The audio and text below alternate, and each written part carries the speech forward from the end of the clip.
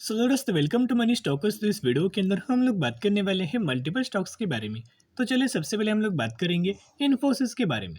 तो इन्फोसिस का आज के दिन का परफॉर्मेंस देखोगे तो 0.49% की नेगेटिविटी के अंदर क्लोजिंग नजर आ चुकी है एंड 1370 रुपये के आसपास हमें कहीं ना कहीं इन्फोसिस कंपनी की क्लोजिंग नजर आ चुकी है। आज के दिन का अगर आपने दोस्तों मार्केट अगर ऑब्जर्व किया होगा ना, तो मार्केट के अंदर एक तो गैप अप ओपनिंग हुआ एंड गैप अप ओपनिंग के साथ साथ मार्केट के अंदर हमें प्रॉफिट बुकिंग नजर आया, गिरावट वाला सिनेरियो नजर आया। लेकिन इसका कोई बहुत बड़ा इम्पैक्ट हमें मैक्सिमम कंपनीज के अंदर नजर नहीं आया, फंडामेंटल स्ट्रॉन्ग कंपनीज के अंदर नजर नहीं आया। थोड़ा बहुत हमें कंपनी गिरा है, लेकिन एक गिरावट दोस्तों आपको आने वाले सालों में बढ़िया बाइंग करने के लिए मौका हमें दे रहा है। एक बहुत बड़ी अपॉर्चुनिटीज आपको करंटली नजर आ रही है। जो लोग इस गिरावट वाले माहौल के अंदर अच्छी कंपनी के अंदर निवेश नहीं करेंगे ना, उन लोगों को आने वाले सालों में बहुत ज्यादा पछताने वाले हैं कि ये बहुत ज्यादा लोग रिग्रेट करते हैं कि क्या होता है अगर मैंने इस प्राइस रेंज के आसपास निवेश किया होता तो आज मेरे इतना अच्छे खासा रिटर्न प्रोवाइड हो रहा होता, या फिर मैंने 4 साल पहले इतना अगर इन्वेस्ट किया होता तो 5 साल बाद मुझे इतना अच्छा खासा गेन मिल रहा होता। तो इस तरीके से लोग क्या करते हैं, कैलकुलेशन करना स्टार्ट करते हैं, जो कि रिटर्न मिलने के बाद वही अगर आप अच्छी कंपनी के अंदर ऐसे गिरावट वाले माहौल के अंदर दोस्तों बाइंग करेंगे ना, तो उसका आपको आने वाले 5 साल 10 साल में बहुत अच्छा खासा बेनिफिट मिल जाएगा। लेकिन दोस्तों इन्फोसिस इस कंपनी के लिए, विप्रो इस कंपनी के लिए, टीसीएस इस कंपनी के लिए, या फिर आप बोल सकते हो टेक महिंद्रा इस कंपनी के लिए थोड़ा बहुत हमें अलर्ट होने की जरूरत होगी। और हमें कंपनी पैनिक हमें कर सकती है और हमें कंपनी रिटेलर्स को परेशान कर सकती है। अभी ऐसा क्यों? एक रिपोर्ट के माध्यम से हमें नजर आया है। एक तो ये रिपोर्ट जो है ना, एक तो ये पेड रिपोर्ट है, लेकिन जितना दोस्तों अवेलेबल है ना उतना मैं आपके साथ समझाने की कोशिश करूंगा। तो अपडेट्स देखेगा, बैंकिंग फाइनेंशियल सर्विसेज यानी कि BFSI, oil and gas sector की drivers of India Inc earning as IT slip. तो कहीं ना कहीं अगर आप देखोगे ना, तो इन करंटली सेगमेंट के अंदर करंटली बहुत बड़ा हमें स्लो डाउन नजर आया हुआ है। सबसे बड़ा जो स्लो डाउन है वो आईटी सेक्टर के अंदर नजर आया है, जिसके अंदर ये एक्सपेक्टेड है कि इसका इम्पैक्ट हमें ओवरऑल ग्रोथ के ऊपर आने वाले सालों में नजर आने वाला है। अपकमिंग क्वार्टर्स के अंदर इसका इम्पैक्ट हमें नजर आने वाला है।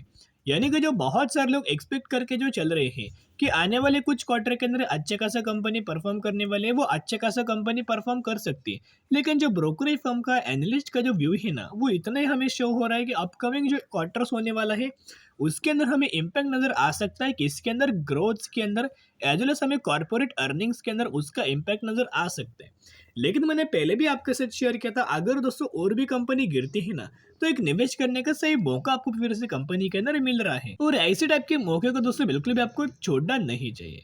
करंटली अगर आप देखोगे बैंकिंग फाइनेंशियल सर्विसेज या फिर इंश्योरेंस वाली देख सकते हो, या फिर जो ऑयल एंड गैस वाली कंपनीज है उनके अंदर तो इम्पैक्ट हमें नजर आया है। इन सेक्टर के अंदर बहुत बड़ा डिपेंडेंसी है एंड इम्पैक्ट भी नजर आया है। The IT services sector share in corporate earnings declined to a 5-year low of 17.4% in the second quarter। तो कहीं ना कहीं अगर आप देखोगे फिर से हम इस डिक्लाइन हमें क्वार्टरली रिजल्ट्स के अंदर नजर आया। तो जिसके वजह से अगर आप देखोगे ना, पिछले 5 सालों का जो लो था अर्निंग्स के रिलेटेड, वो अर्निंग्स से रिलेटेड और हमें लो हमें करंटली क्रिएट किया है 5 सालों बाद।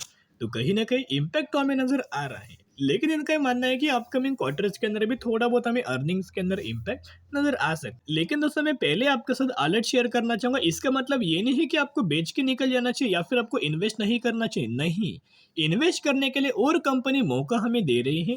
तो अगर थोड़ा बहुत भी कंपनी अगर परेशान आपको करती है, पैनिक अगर करते हैं ना अपकमिंग क्वार्टर्स के अंदर, बिल्कुल भी दोस्तों डरना मत। आपने जो निवेश किया है ना, वो आने वाले सालों में बहुत अच्छे खासा कंपनी मुनाफा बना के देने वाला है। फॉर एग्जाम्पल पहले जब गिरावट हुआ था कि कंपनी रिकवर हुआ, चलिए बात कर लेते हैं। यहाँ अगर आप देखोगे तो ऑलमोस्ट हमें रिसेशन के द्वारा गिरावट नजर आया था 2008 में। लेकिन जिन लोगों ने बायोंडी स्ट्रेटेजी अप्लाई किया, गिरावट के अंदर बाइंग किया, उन्हीं लोगों को कंपनी ने एक साल में 150 से लेकर 200% तक का रिटर्न हमें प्रोवाइड करके दिया हुआ है शेयर होल्डर्स को, सिर्फ एक साल में। फिर रिसेंटली आपको पता होगा 2020 में कोविड के द्वारा गिरावट नजर आया था। जिन लोगों ने इस गिरावट के अंदर खरीदारी किया, बायोंडी स्ट्रेटेजी अप्लाई किया, उन्हीं लोगों को कंपनी ने एक साल में 200 से लेके 250% तक का रिटर्न शेयर होल्डर्स को प्रोवाइड करके दिया हुआ है।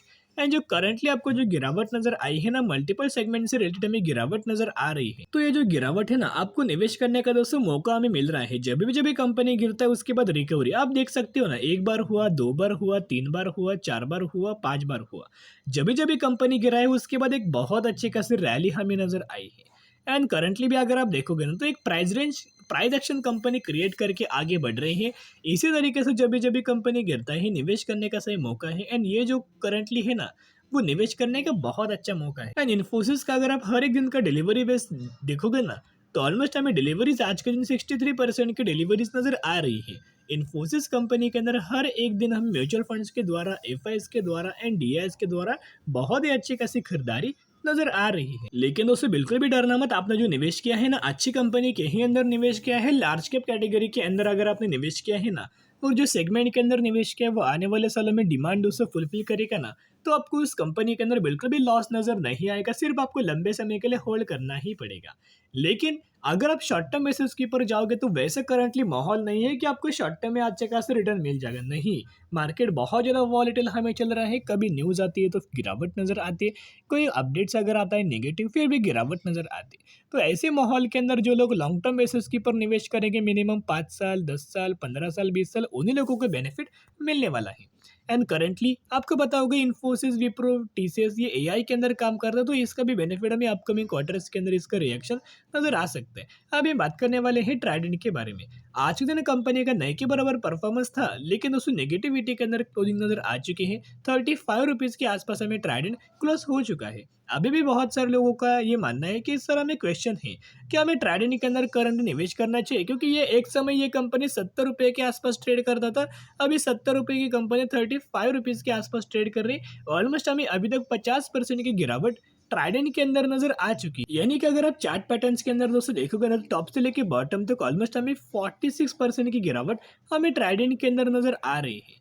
तो कंपनी के अंदर प्रॉब्लम क्या है ये देखना बहुत ज़्यादा जरूरी है। अगर कोई कंपनी 50% गिरता है तो सबसे पहले कंपनी के अंदर प्रॉब्लम क्या है कि क्वार्टर ऑन क्वार्टर बेसिस वाला परफॉर्मेंस ट्राइडेंट का देखोगे, ईयर ईयर बेसिस वाला कंपनी का परफॉर्मेंस देखोगे ना, तो जैसे कि रेवेन्यूज के अंदर लगातार गिरावट नजर आई, या फिर नेट प्रॉफिट्स के अंदर लगातार गिरावट नजर आई, इनकम के अंदर लगातार गिरावट नजर आई, एंड अर्निंग पर शेयर के अंदर भी लगातार गिरावट नजर आई।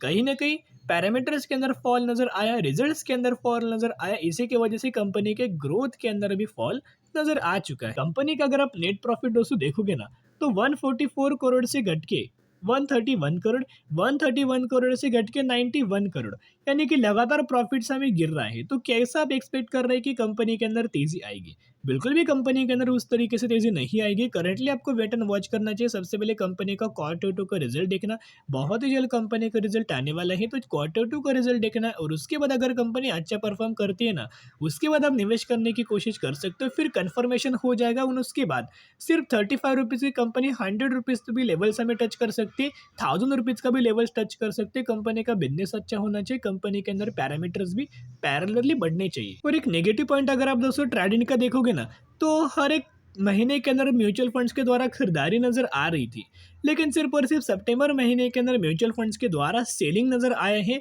तो कहीं ना कहीं थोड़ा बहुत एक तो आइडिया हमें लग रहा है कि कंपनी का जो क्वार्टर टू का रिजल्ट जो आ सकता है ना, वो कोई बहुत ही अच्छे खासा आने का आसार बिल्कुल भी नहीं है।